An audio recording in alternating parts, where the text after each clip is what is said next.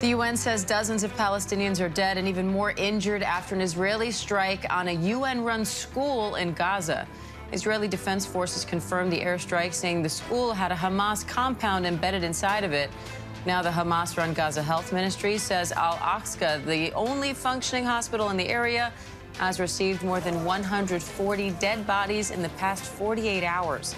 This comes as the U.S. and 16 other countries are calling on Hamas to accept a ceasefire proposal outlined by President Biden.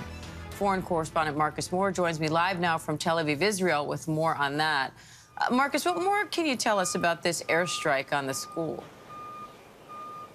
Well, Diane, it comes at a time where we've seen a spate of airstrikes in the past 48 hours and really over the past couple of weeks of new fighting happening, or renewed fighting, I should say, happening in central and southern Gaza. This particular strike overnight, as you mentioned, the IDF saying that it was a precise strike using jets that struck an area, the school, that has been turned into a shelter, but the IDF says was also housing, or actually housing, they say, a Hamas operation there, and that some of the alleged terrorists who were targeted, they say, participated in the October 7th attacks. The IDF saying that they did take steps to reduce the risk to innocent civilians in the area. That included gathering intelligence about who, they say, who was inside this facility, and again, that it was a precise strike. But what we have now heard from officials from the health ministry there in Gaza is that the deaths have been mounting. As you mentioned,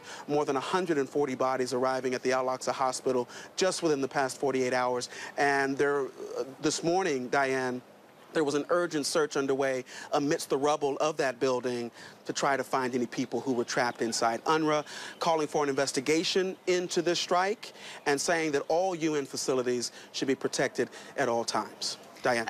Marcus, Doctors Without Borders is saying in a new statement that their workers have seen hospitals bombed, refugee camps bombed, humanitarian warehouses bombed, and now health officials are warning of an impending fuel crisis at Al-Aqsa Hospital with the generator there running out. What more do you know about that? Well, yeah, the situation as it relates to the health care, the availability to medical for medical aid for people there, it has already been, the system has been strained, and now with the attacks that have continued and the relative trickle of aid going in, it is threatening the entire situation. And what we've heard from Doctors Without Borders is what you just mentioned, that these facilities have been hit, and that really Al-Aqsa Hospital, which is the only non-field hospital that's operating in that area, it is at risk of not having any more fuel to run the generators there.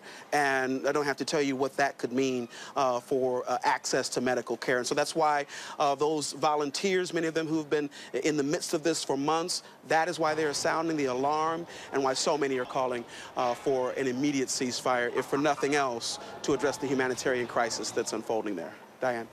And Marcus, meanwhile, we're learning some new details on the shootout at the U.S. Embassy in Beirut. What's the latest on that investigation? We have learned from Lebanese officials that the alleged gunman in this case has been identified as Qais Faraj, and he's a Syrian national.